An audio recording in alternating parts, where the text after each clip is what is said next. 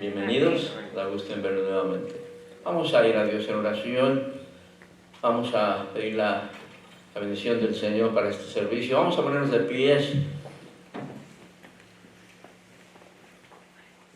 Let's all bow. Let's pray to the Lord at this time. Vamos a orar. Eterno Padre Celestial, Señor del cielo, te damos muchas gracias, Señor, por este día que nos concedes en esta mañana. Queremos decirte gracias, Señor, por todas las bendiciones, Señor, tan abundantes que, Padre Santo, cada día nos concedes. Gracias, Señor, porque nunca nos dejas. Tu promesa es de estar con nosotros siempre. Así es que agradecemos siempre, Padre Santo, por lo que haces por nosotros también. Día tras día, Señor, te manifiestas en nuestras vidas. En esta mañana pedimos que tú bendigas, Señor, este culto, este servicio de adoración. Bendice a los adoradores, Señor. Padre Santo, acepta el cántico, la alabanza, acepta nuestra adoración en esta mañana. Sea con los hermanos del grupo de alabanza, Señor, mientras nos dirigen. Y, Señor, bendice también a tu siervo, nuestro hermano Johnson, Señor, mientras él trae el mensaje que tu Padre Santo quieres que oigamos. Así es que dirígenos en todo, Padre Santo. Pedimos, Señor, que te manifiestes con aquellos que por razones que no pudieron estar aquí y, Señor, posiblemente enfermos. Pedimos por la salud de ellos, los que están fuera del pueblo, Padre Santo. Pedimos que los traigas de regreso con bien. Así es que nuevamente pedimos tu dirección. Perdona, Padre Santo, todas nuestras fallas, todas nuestras muchas imperfecciones, Padre Santo. Y siempre te pedimos, Señor, ayúdanos y haznos más cual Jesús. En ese precioso nombre te lo estamos suplicando todo. Amén y amén.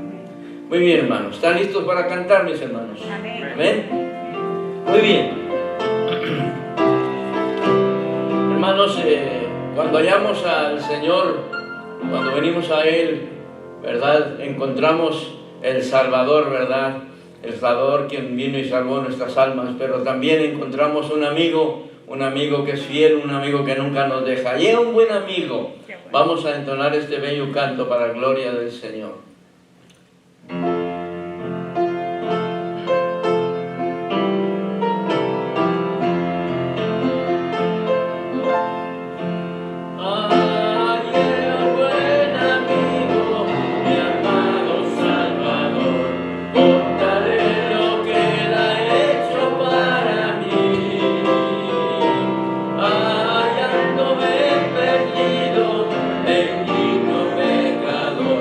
Me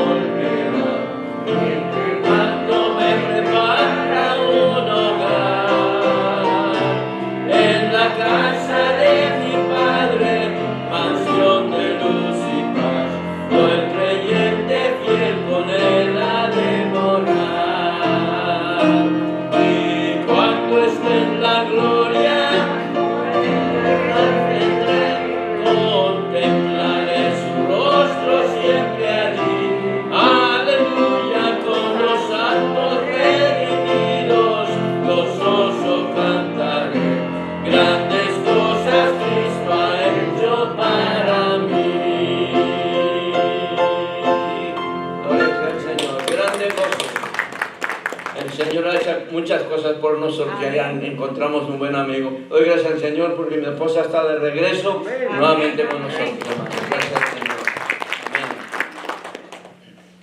Bueno, hermanos, buenos días. El Señor les bendiga. Estamos muy gozosos de estar en la casa de Dios, así puestos de pie. Vamos a continuar cantando al Señor en esta mañana, ¿verdad? Porque Él nos da el privilegio de estar en su casa.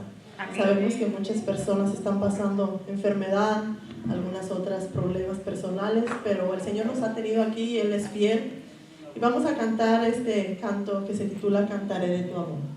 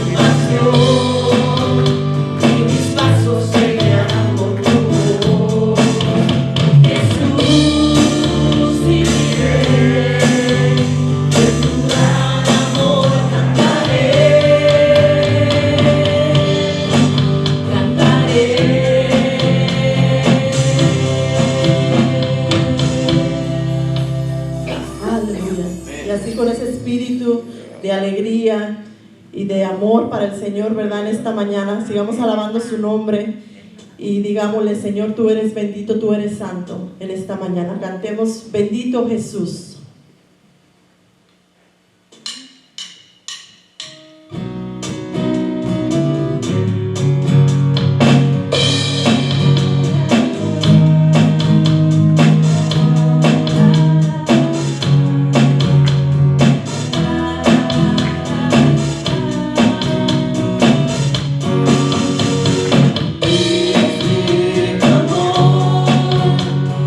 Sin ningún temor.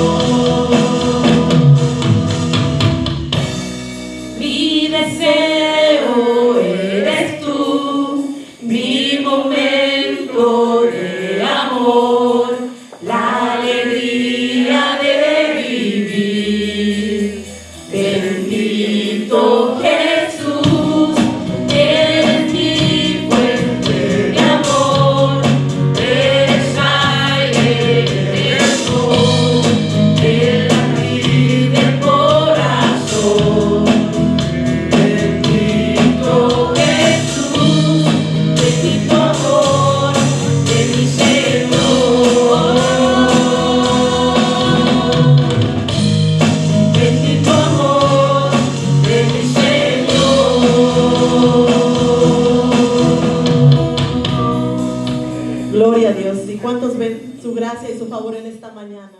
Mi corazón en adoración, déjame entrar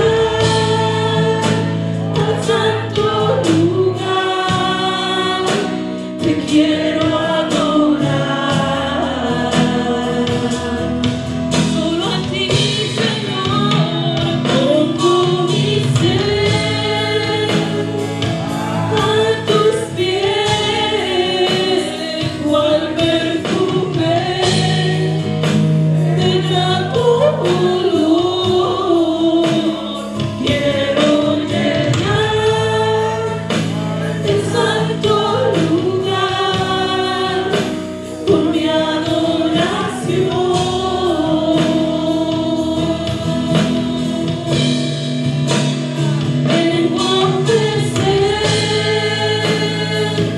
Mi Señor, mi corazón en adoración, déjame entrar al santo lugar y te quiero adorar.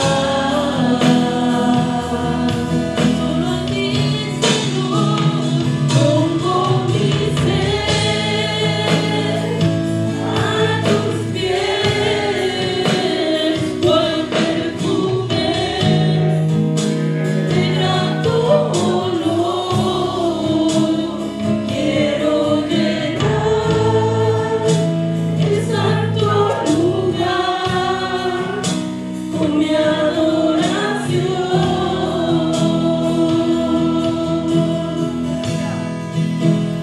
Quiero llenar el santo lugar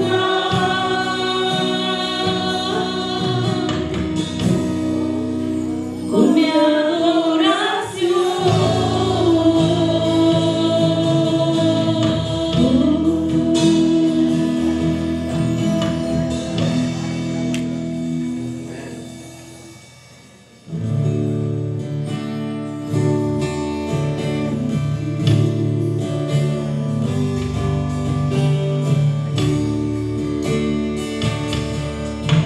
El Espíritu de Dios está en este lugar. El Espíritu de Dios se mueve en este lugar.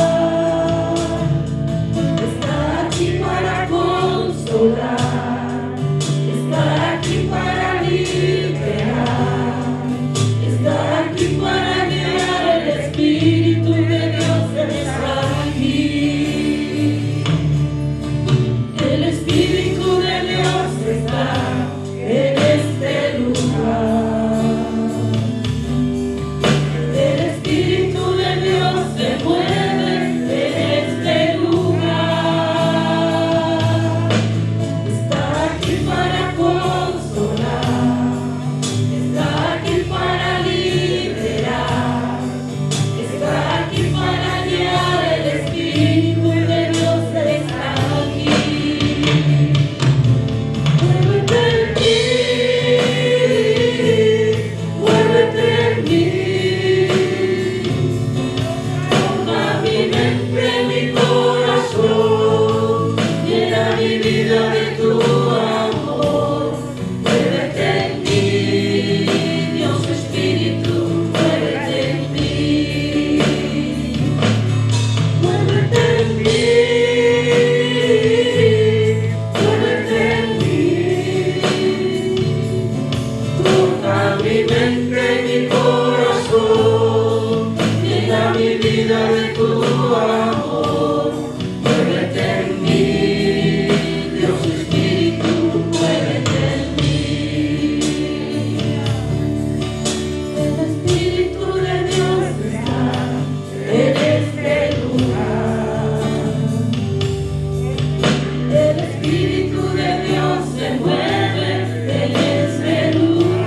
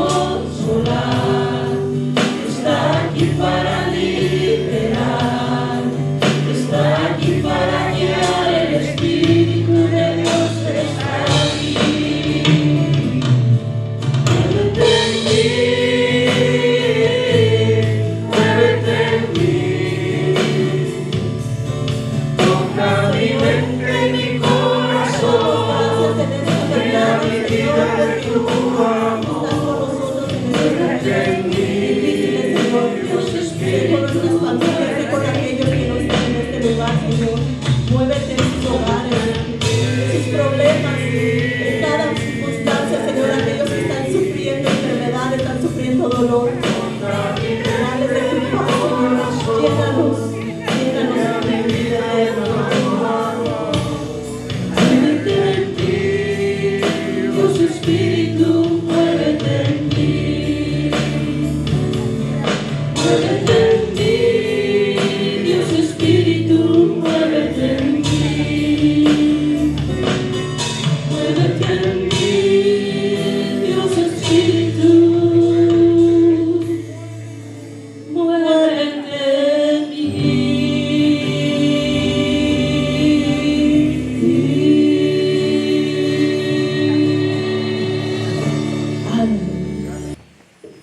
Gloria al Señor, qué bonitos cantos.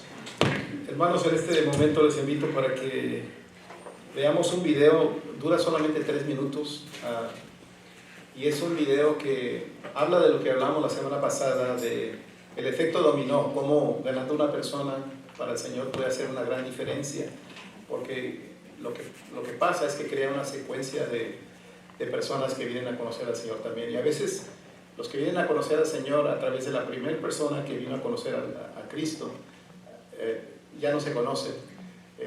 Nosotros sí conocemos a todos los nietos y bisnietos, pero después en el área espiritual a veces nacen no solamente hijos, sino también nietos y bisnietos que no los conocemos, porque se crea una secuencia con el efecto dominó.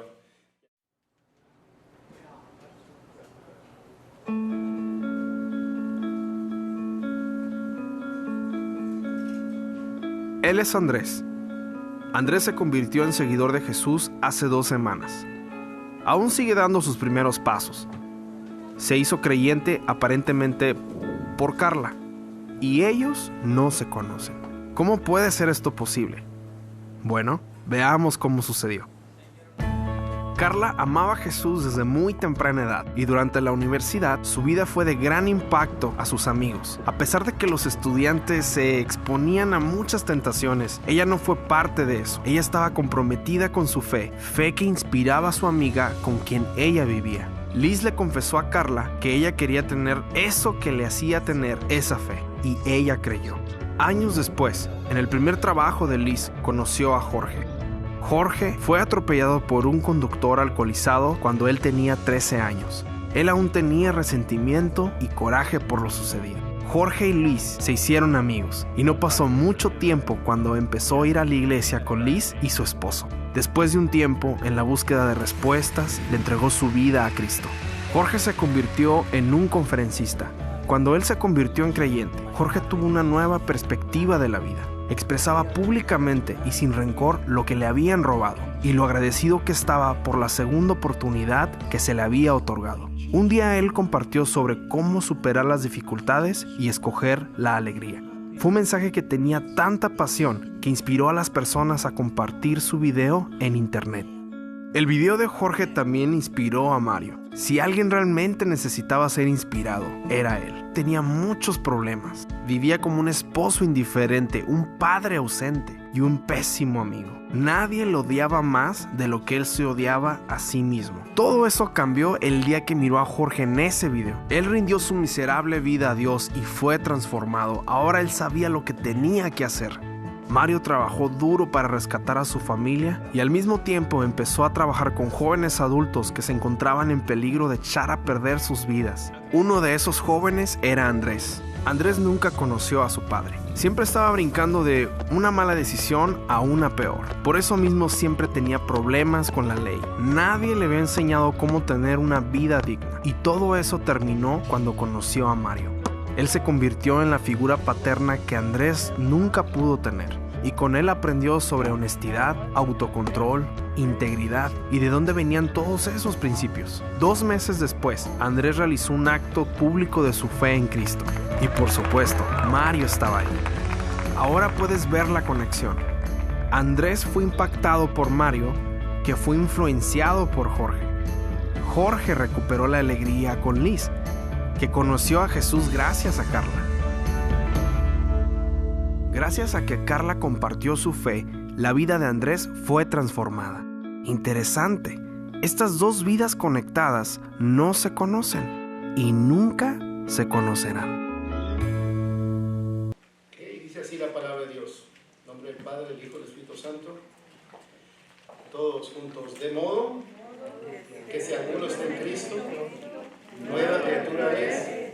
Las cosas viejas pasaron, he aquí todas son hechas nuevas. Esta es la palabra de Dios.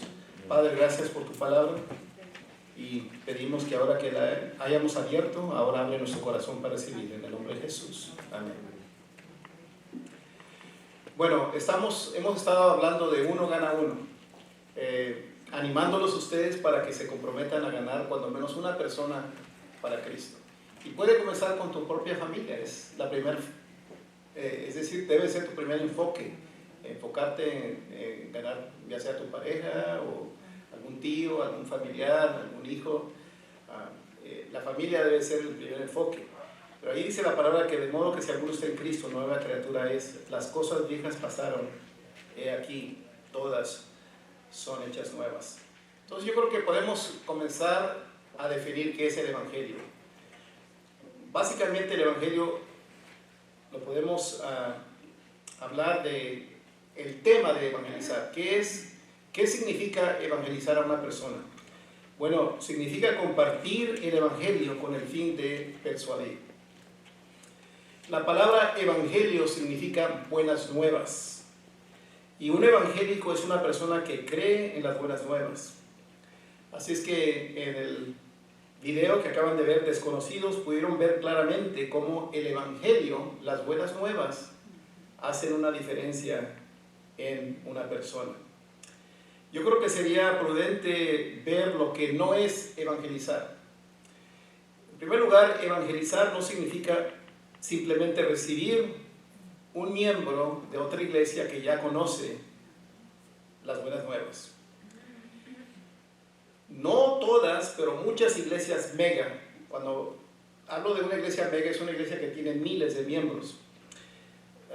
Y no todas las iglesias mega son así, pero muchas de ellas crecen porque miembros se van de iglesias pequeñas a las mega iglesias.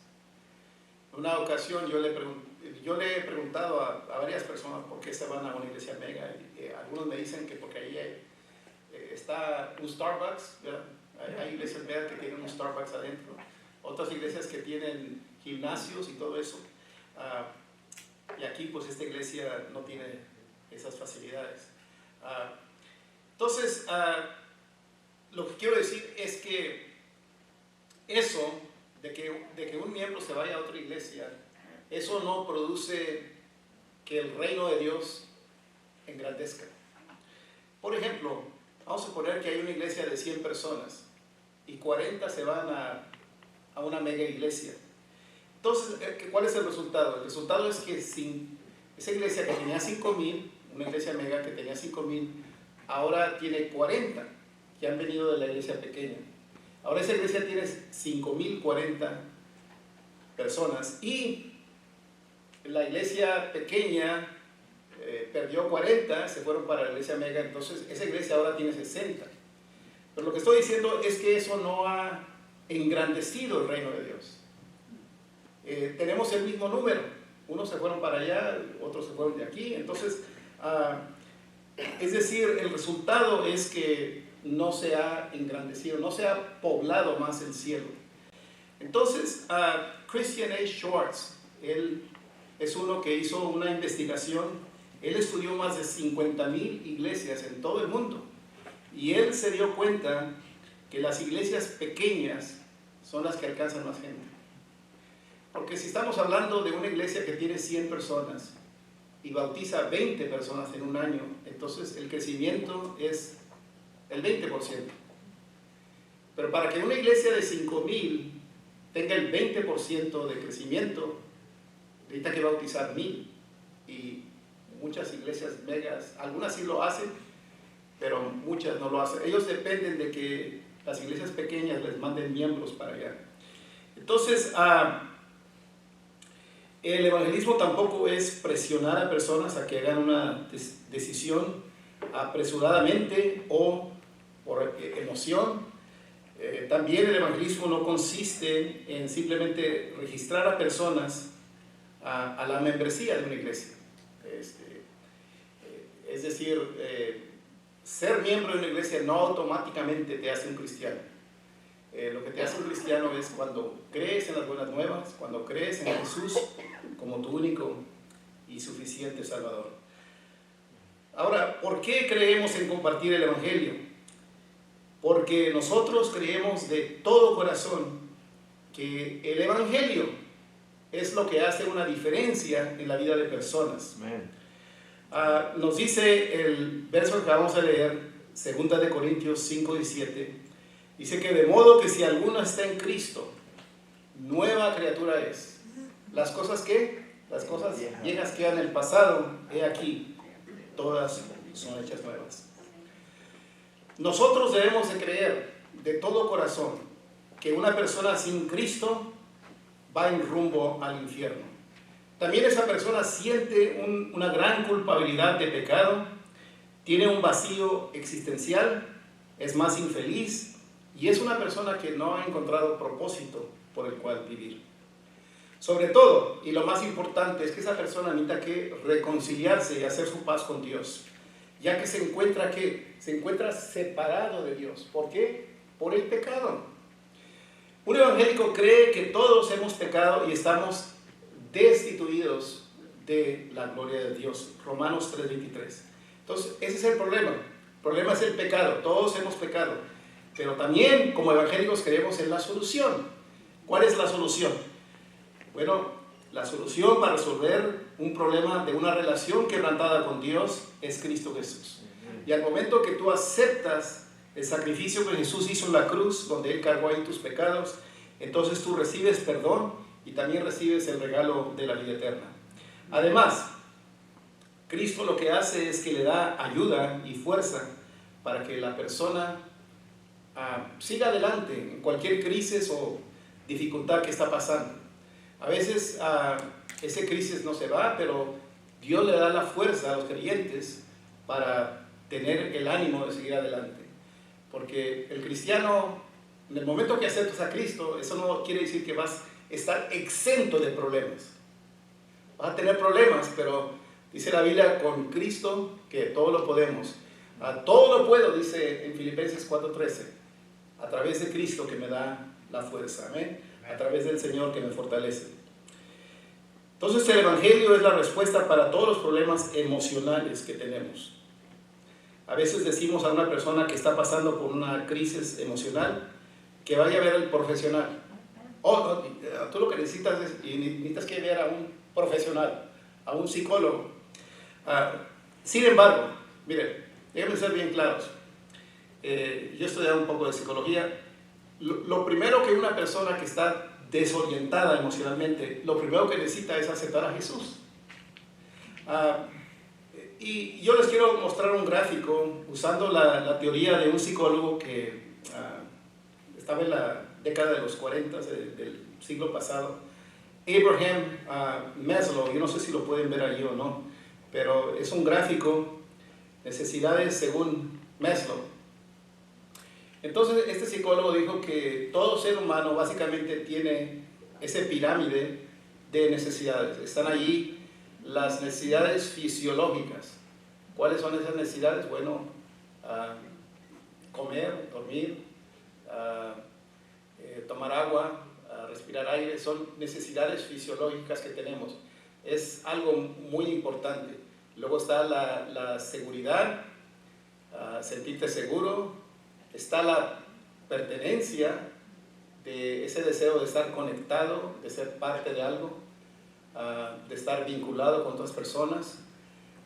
Luego la estima, cómo te ves a ti mismo, self-esteem. Y luego está ser, o cómo ser realizado, cómo ser una persona con propósito. Entonces ustedes pueden ver en el gráfico una persona que está sin Dios en su vida. Es decir, el evangelio viene y llena todas esas necesidades en la persona. Por ejemplo, el evangelio llena las necesidades fisiológicas, claro. Porque cuando una persona tiene a Cristo en su corazón, dice, de modo que si alguno está en Cristo, nueva persona es. Esa persona creemos que va a dejar de ser borracho. A veces los alcohólicos dejan a la familia sin tener nada que comer, porque todo se lo beben. Entonces no se llenan esas necesidades básicas que tienen, las necesidades fisiológicas. También ven que una persona sin Dios tiene temor, inseguridad. Al cambio, una persona con Dios tiene paz y confianza y fe. En una persona que está sin Cristo hay mucha soledad, ese sentir de que está aislado. Una señora ahí en el complejo donde vivimos nos dijo, yo me siento muy sola y parece que estoy encerrada en 4 paredes y esas paredes no me hablan. Entonces, una persona sin Dios siente esa soledad. Pero al cambio, cuando una persona viene a conocer a Jesús, al otro lado vemos lo que pasa cuando una persona tiene a Dios en su corazón, llega a ser parte de la familia más grande del mundo. Hermano, tú eres parte de la familia más grande de todo este universo. Amén. Donde quiera que vayas, vas a encontrar hermanos en Cristo. Vas a Europa, vas para Sudamérica, donde quiera que vayas, Centroamérica, todos los Estados Unidos, tú eres parte de una familia. Aquí tú eres parte de la familia de la primera de Keller. Y yo siento que a veces, es cierto, a veces nosotros estamos más cerca a la familia en la fe que lo que estamos a los hermanos en la carne. Eso es cierto, yo lo siento, yo me siento muy apegado a ustedes y ustedes han orado por mí, yo he orado por ustedes y todos nos hemos apoyado el uno al otro. ¿Cuántos pueden decir amén? Gloria a Dios, amén. Somos parte de la familia de Dios. Y luego la estima.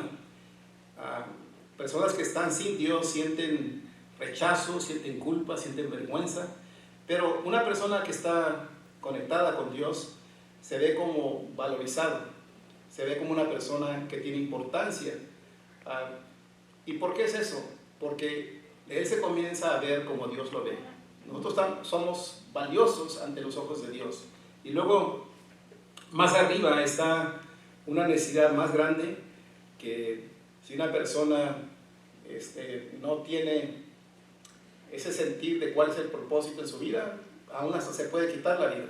Porque sin Dios, una persona que está sin Dios siente vacío, siente frustración, se siente como que no está realizado, pero con Dios siente satisfacción, propósito y vida abundante. Ustedes lo vieron claramente en ese video, ¿no? que vieron esa persona que estaba en la silla de ruedas, Jorge, que estaba en la silla de ruedas, y el momento que él aceptó al Señor, él se sentía amargado, negativo, pero cuando él aceptó a Cristo, encontró propósito. Amén. ¿Cuántos pueden decir gloria a Dios?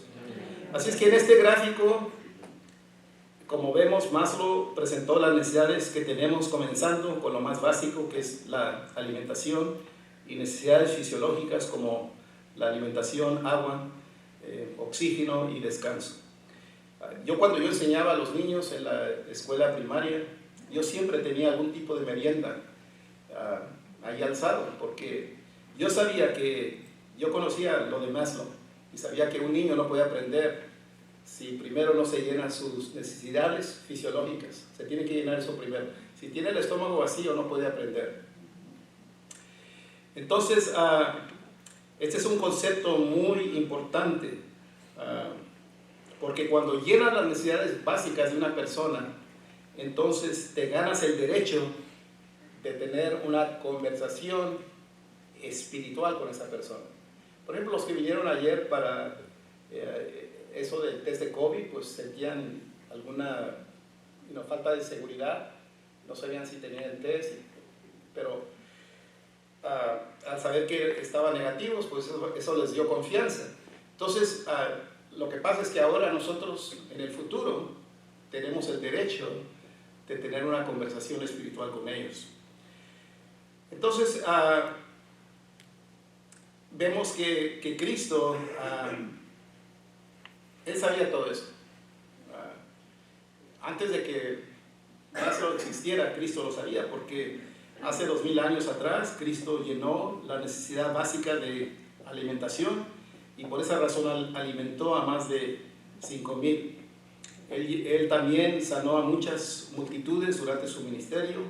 Entonces, sí, es algo bíblico que les ministremos. Aquí en nuestra iglesia vamos a tener el club Mateo 25:35. ¿Okay? Si no saben qué significa ese verso, significa tuve hambre y me dices de comer. Entonces, vamos a venir aquí, vamos a preparar una comida. Allí en su calendario está el menú y se las vamos a llevar a personas que ya sea están enfermos, están delicados de salud, o personas mayores de edad. Y allí estamos llenando las necesidades fisiológicas de esa persona.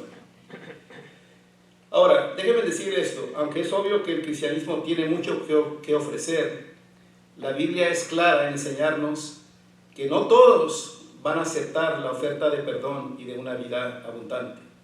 Entonces, a pesar de todo eso, pienso que no nos debemos de desanimar en el trabajo de ganar almas para el Señor. Y quisiera compartir algunos conceptos con ustedes. En primer lugar, la conversión de una persona es a veces como un eslabón en una cadena. Es decir, una persona viene a conocer al Señor muchas veces no como un relámpago, ¿verdad? Que se apareció al apóstol Pablo y el apóstol Pablo se convirtió al Señor de una manera muy dramática, con una luz brillante que lo iluminó y él pudo ver la luz. Bueno, no todas las personas son así. A veces lo que pasa es que se siembra la semilla en una persona y entonces la persona paulatinamente viene a conocer más y más de la gracia de Dios hasta el momento que viene a la fe.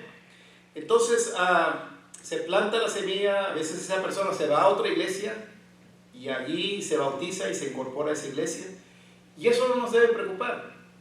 Si tú estás en el rancho, tú repartes un tratado y alguien viene a conocer al Señor a través de esa palabra impresa, y esa persona no viene aquí a la primera, pero se va a otra iglesia porque Dios conmovió su corazón, eso nos debe de alegrar, porque no estamos aquí para engrandecer la primera, estamos para engrandecer el reino de Dios.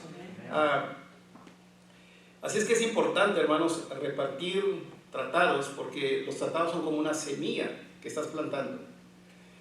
Yo le dije a un hermano la semana pasada, ¿sabes qué? Deja tratados donde quiera, en el baño, ahí en tu casa, en el baño pon un tratado, ahí en la cocina. En algún tiempo lo van a leer.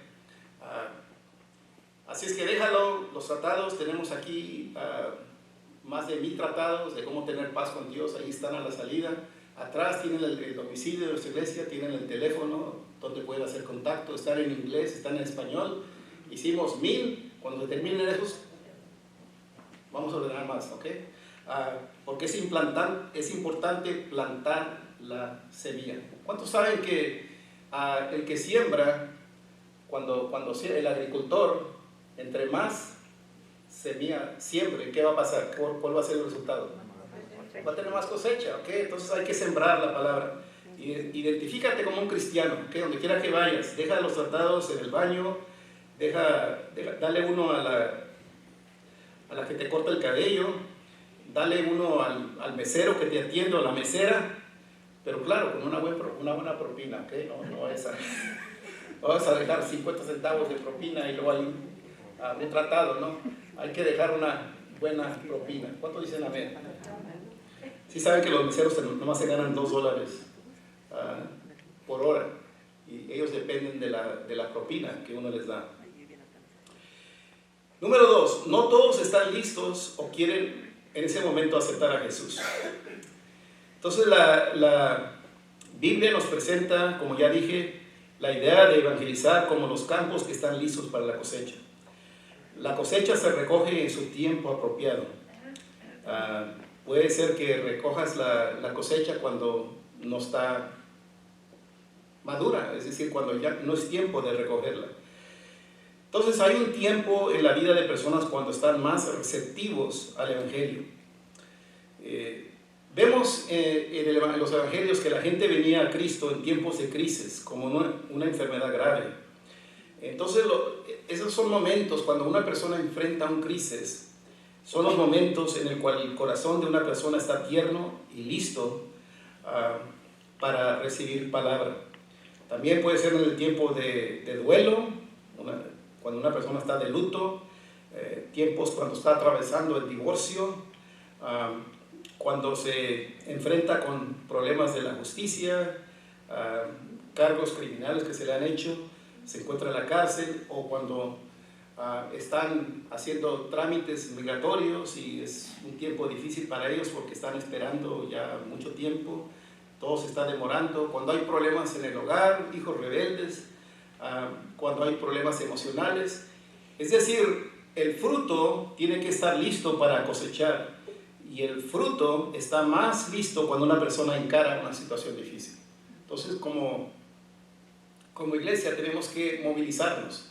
Cuando una persona está atravesando un problema, es el momento de allegarnos a ellos. También, número 3, hay que darles permiso para que rechacen el evangelio. Jesús, por ejemplo, no se fue en pos del joven rico que quería, él quería saber cómo tener la vida eterna, pero no quería dejar sus riquezas como Cristo le dijo que lo hiciera. Entonces, déjenme decir algo que es tal vez un poquito controversial, particularmente entre los círculos bautistas, ¿verdad? La apologética es una rama que se dedica a la defensa de la fe cristiana. Y hoy es algo que está pegando mucho, que los pastores se les anima a que sean expertos en cómo defender nuestra fe. Entonces aquí se entran en polémicas tocante la existencia de Dios, las teorías de la creación, la veracidad de la Biblia y la divinidad de Cristo. Hay profesores y creyentes que son expertos en este campo de cómo defender la fe. Y yo no dudo de la sinceridad de ellos, pero miren, hermanos, yo creo que tratar de alegar con una persona o tener una discusión acalorada, tratando de probar la existencia de Dios, para mí, en mi opinión, es una pérdida de tiempo. ¿Saben? Les voy a decir por qué. Porque nosotros no somos llamados a defender el evangelio, sino a proclamarlo. ¿Ok? Aquí está el evangelio, aquí están las buenas nuevas. Entonces la persona tiene la opción de aceptarlo o rechazarlo. No hay que entrar en polémicas. Bueno, déjame darte 10 razones por qué Dios creó al mundo. Es una pérdida de tiempo para una persona que no cree en Dios. Déjame decirte por qué. Déjame compartir unos versos contigo. Bueno, hay personas que ni la palabra de Dios creen. No creen que es es decir, no creen que es la voz de Dios hablando a nosotros. Entonces, yo personalmente digo esto: el evangelio no necesita defensa, necesita proclamación. Dios, ¿cuántos saben que Dios es muy capaz de defenderse Él mismo? Yo no necesito que estar defendiendo a Dios, ¿ok? Déjame convencer a este ateo. Es una pérdida de tiempo. Mejor vete con una persona que en realidad está buscando de Dios, ¿ok? Ahora, tenemos que entender que hay también, número 4, una escala de resistencia en personas, grupos o ciertas áreas geográficas. Por ejemplo, existe mucha oposición al evangelio en ciertas áreas geográficas, como en Utah, donde está la sede de los mormones. Allí es bien difícil sembrar semilla ahí. Hay muchos lugares ahí en Utah donde tienes que ser un mormón para conseguir un trabajo. También en el Bajío de México, aquí de donde es la hermana Marcela, allí se dice que ese es el corazón negro de México. Menos del 4% de la población, allí en el Bajío de México, incluye Guanajuato y todo eso, menos del 4% son evangélicos. Allí está muy fuerte, muy arraigado el catolicismo y la brujería. Yo no sabía que había tantos brujos allá en Guanajuato, pero he visitado un par de veces, en un par de ocasiones allí, y wow, hay brujos por donde quiera, increíble. Entonces es bien difícil sembrar la palabra allí. Esto no quiere decir que no debemos evangelizar esas áreas, pero hay que concentrarnos en llevar el evangelio a donde se abren puertas. no donde te cierran la puerta en la nariz, ¿ok? Porque dijo Cristo que si te cierran la puerta en la nariz, pues sacúdete el polvo y vete con otra persona que sí quiere buscar de Dios, ¿ok? Mateo 10:14. Entonces no debemos también, aleluya, no debemos de tener temor cuando evangelizamos. Hay muchas personas que tienen temor de compartir la palabra o el evangelio. Entonces no debemos de tener ese temor, porque dice la Biblia que Dios no nos ha dado un espíritu de temor, sino de poder, de amor y dominio propio. ¿Cuántos dicen amén a eso? Yo diría, esto lo voy a decir, ¿ok? Si quieren, los que están viendo video, ok, I'll stand by this, ok, I'm not going to back down. La mayoría de los alumnos que están graduando a los seminarios tienen temor de evangelizar. Yo lo sé porque he estado en el ministerio más de 50 años. ¿Y saben por qué? Porque en el seminario se nos enseña, ok, hay que ministrarle a la iglesia, hay que guardar los peces que están en el acuario, que no se vayan a ir a otro lugar, ¿no? Hay que guardar esos peces.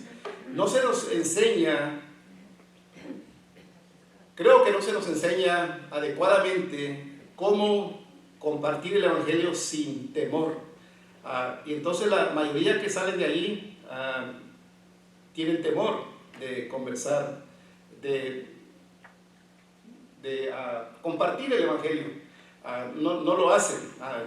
Hay profesores que no lo hacen, son muy estudiosos, pero no comparten el evangelio, no comparten su fe.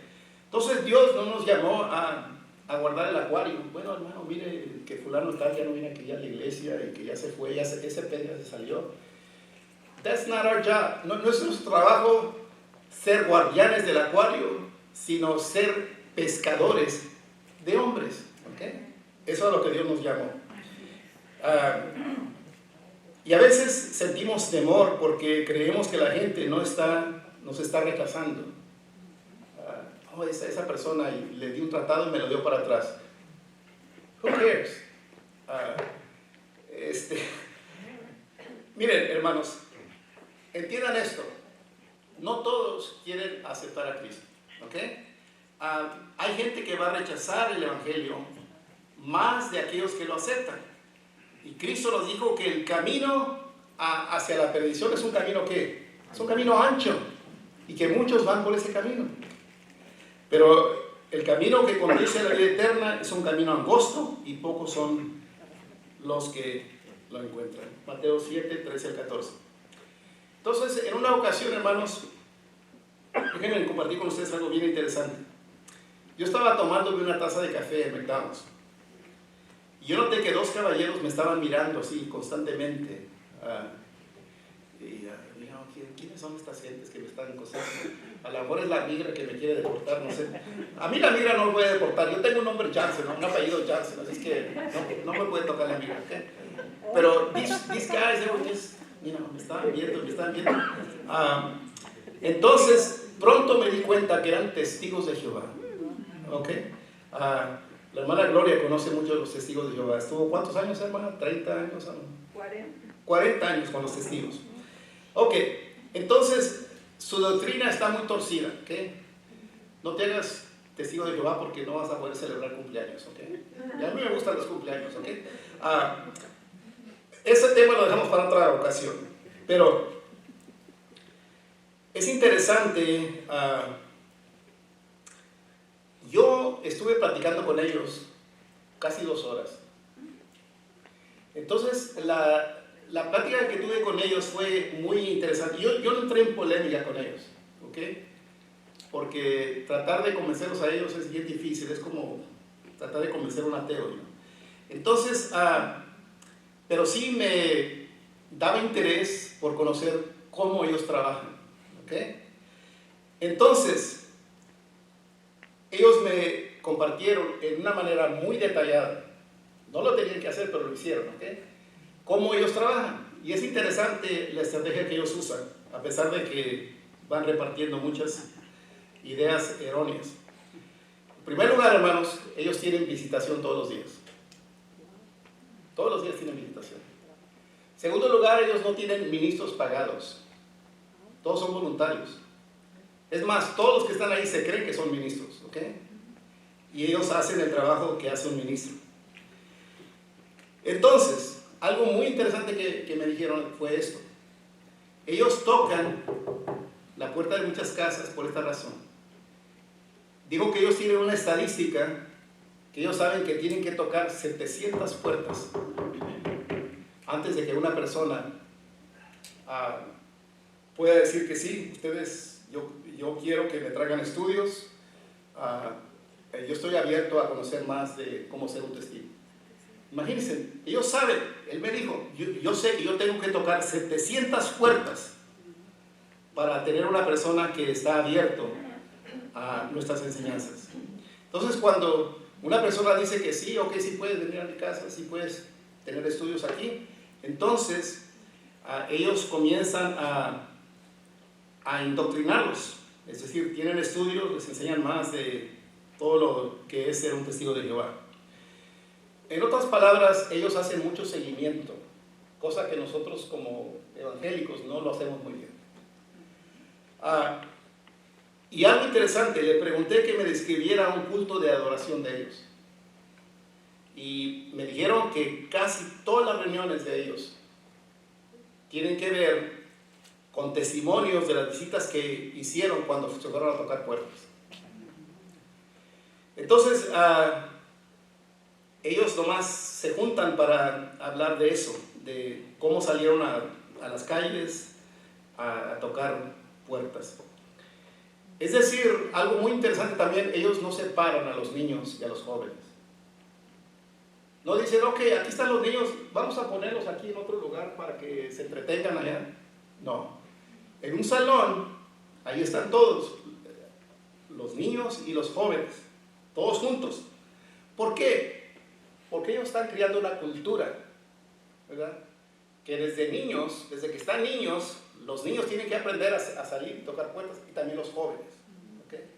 ¿Ok? Que no vamos a poner los jóvenes en otro salón para planificar un viaje a Six Flags. No. Todos están en un salón aprendiendo lo mismo. Bueno, así es como ellos trabajan. Luego, ¿saben lo que traía? Traía un cuaderno lleno de información de todas las personas que ellos visitan, con notas muy detalladas de cada familia que visitaron. Esto es algo muy importante, hermanos, porque miren, el evangelizar a personas no puede comenzar a lo menos que tengamos un nombre. Tenemos que tener un nombre, tenemos que tener información de contacto, tenemos que saber dónde la persona vive. Aquí muchas veces personas vienen a nuestra iglesia y no tomamos la información básica de cómo hacer contacto con ellos. Hermanos, yo creo que allí, si hay una área donde como iglesia, como la primera de Keller, tenemos que ponernos las pilas, es ahí, ¿ok? Que luego llegando una persona nueva, hay que tener aquí un grupo de mujeres que se unen con la hermana Blanca para decir, ok, aquí está un regalito, aquí llena por favor esta información. Entonces ellos tienen mucha habilidad para eso y nosotros nos quedamos muy atrás. Entonces le pregunté dónde se reunían. Dijo, nosotros nos reunimos aquí en un salón aquí en Keller. Ok, le pregunté cuántos más o menos se reúnen. Me dijeron, bueno, hay un grupo de anglosajones y un grupo de latinos. Y los dos se reúnen en tiempos diferentes. Y les pregunté cuántos iban al grupo latino. Y me dijo 300. Aquí en Keller, ¿ok? Entonces, ahora, voy a continuar con el tema de resistencia. Tenemos que ir con personas que, es decir, nuestro tiempo va a tener más provecho si tratamos con personas que están más abiertos a recibir la palabra de Dios. Entonces, Eso es importante, hermanos, porque tenemos que entender otra cosa muy importante, que es la escala de resistencia. Y por eso tenemos que tener mucha paciencia con personas, porque no todos tienen un encuentro dramático, como lo tuvo el apóstol Pablo. El apóstol Pablo, wow, después de 3 días ya estaba predicando la palabra de Dios.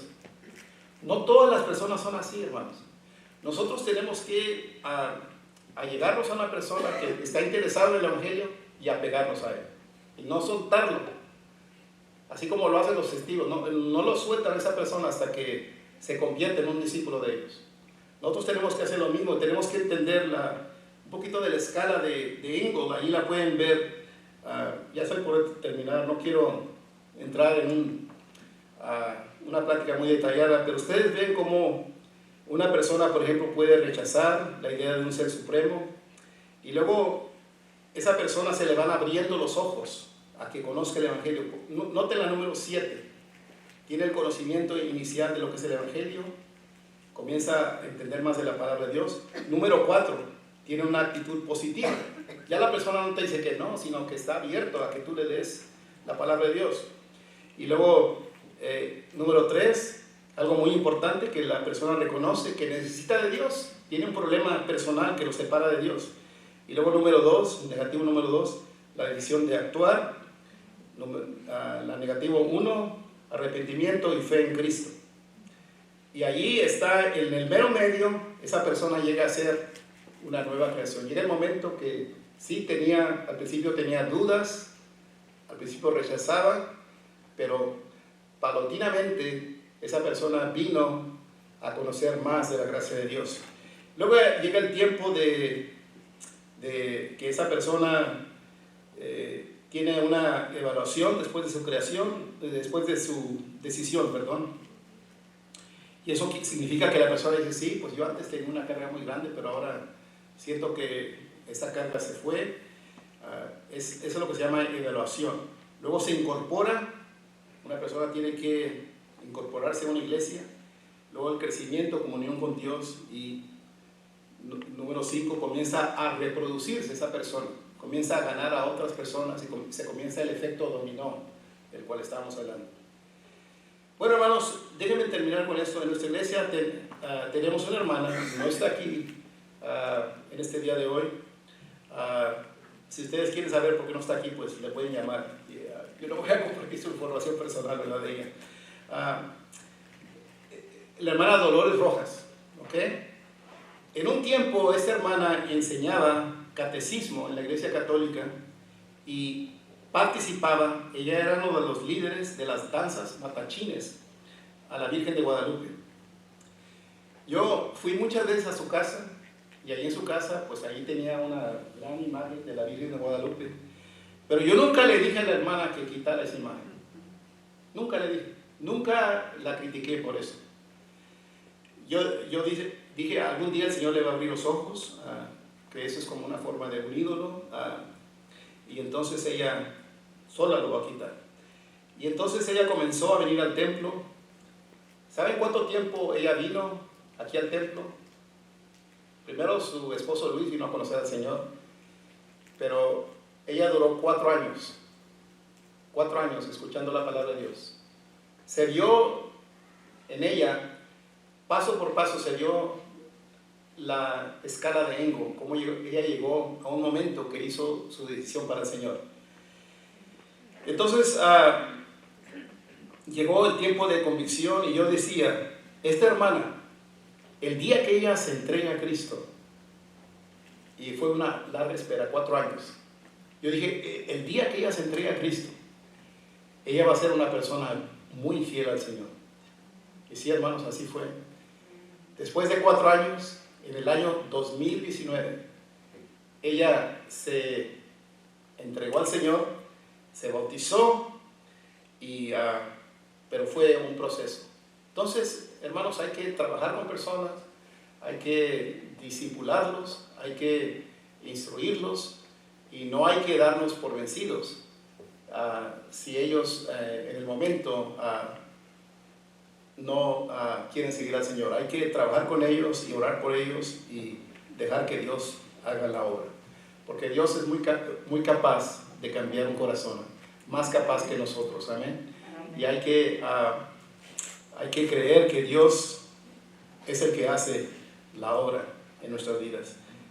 Todos vamos a terminar con eso, de modo que si alguno está en Cristo, nueva criatura es. Las cosas viejas pasaron, he aquí, todas son hechas nuevas. Vamos a orar, todos vamos a inclinar nuestro rostro. Tal vez hay aquí alguna persona que no conoce al Señor. Déjame decirte una cosa, sí es cierto lo que dice este pasaje. A veces decimos, no sabes lo que te estás perdiendo. Sí, claro, no sabes lo que te estás perdiendo, a lo menos que tú invites a Jesús en tu corazón y en tu vida. Y va a ser la experiencia más maravillosa de todo tu ser. El ver que Dios tal vez lo va a hacer de repente, tal vez, en una manera así, de poco a poco, pero tú vas a ver la mano de Dios en tu vida. Habrá que alguna persona